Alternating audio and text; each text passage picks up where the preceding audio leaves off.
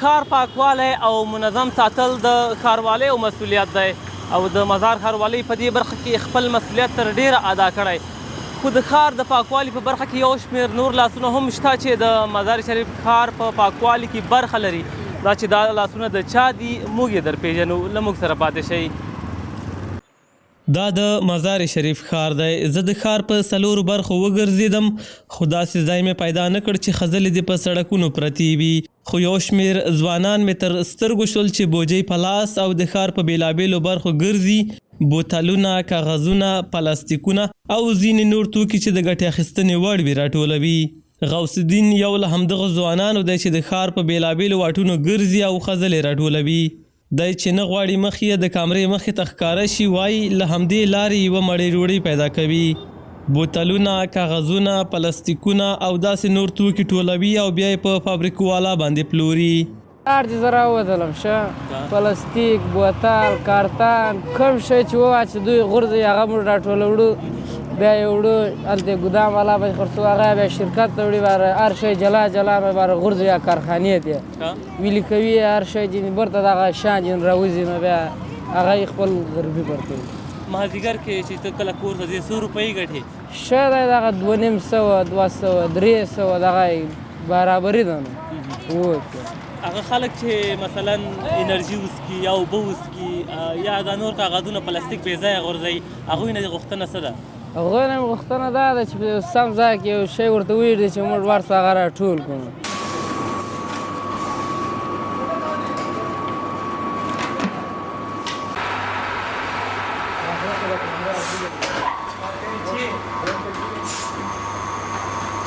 دا په بلخ ولایت کې هغه کارخونې دي چې له خځلو، لوټکې، پایپونه، خزانې، بوشکې او مالوچ جوړوي. مسؤلین یې وایي د شمالي ولایتونو ټولې خځلې ورته خلک راټولوي او بیا یې دوی باندې پلوري چې دوی یې بیا په خپلو کارخونو کې وړه کوي او نوي توکي ترې جوړوي. از اینجا بازی‌ها را مکرش میکنیم، پاکسازی میکنیم، باز از او بازی را میگیریم، دانه میکنیم که باز از او بازی میره پس گشته در حساب تولیدات دیگه. یعنی باقی مانده فاضلابش که میمونه بازی‌ها را باز انتقال میدیم باز حساب دیگه.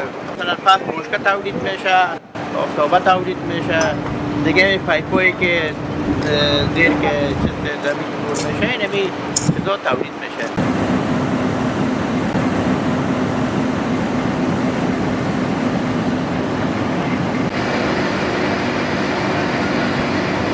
مزار شریف کې دغه صنعتکاران زیاتوي نه یوازې دا چې له بیکاره ښځلو د ګټې اخیستنې وړ توکي جوړوي تر خوا یې د پاک چاپیریال په برابرولو کې هم خپله ونډه اخیستې.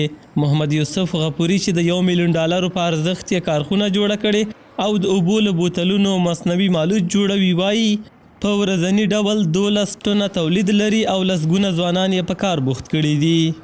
از تمام ولایت شمال ضایعات بوتل‌های آب معدنی که ما و شما استفاده میکنیم و خوشبختانه که در رابطه با بهبود محیط زیست هم که ما یک وظیفه ایمانی و وجدانی و ملی خود انجام داده باشیم.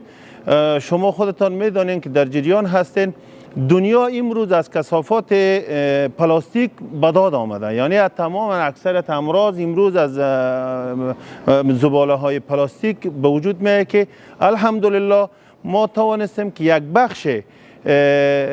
بخشی که از ضرری که از آدرس پلاستیک و ضایعات پلاستیک به محیط زیست میرسانه که به وطن و ملت خودم الحمدلله کمک کرده باشیم که روزانه حدوداً 12 یا 15 تن ما تولید داریم در اینجا. دیگه حدوداً گفتم 150 نفر مستقیم به ما داخل کار هستند.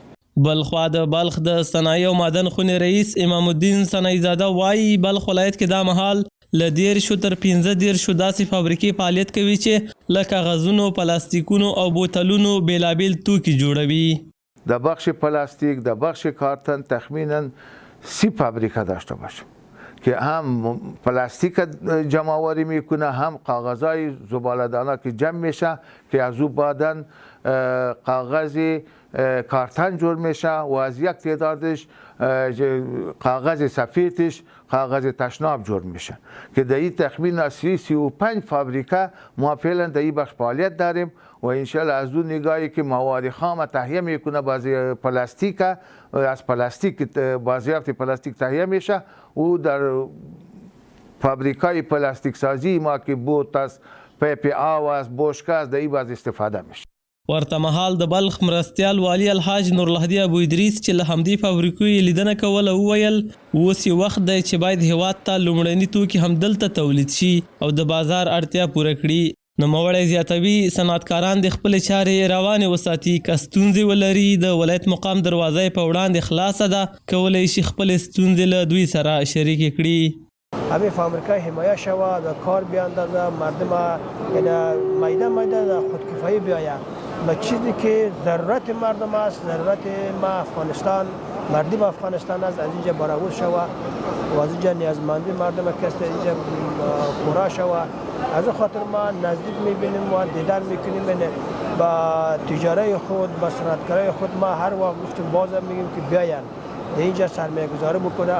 بلخ د هیواد په شمال کې هغه صنعتي ولایت دی چې دا مهال پکې شاوخوا 200 کارخونې فعالیت لري او د خوراکي، ودانیزو، کرنیزو او د یو شمېر نورو د اړتیا وړ توکو په تولید بوختې دي.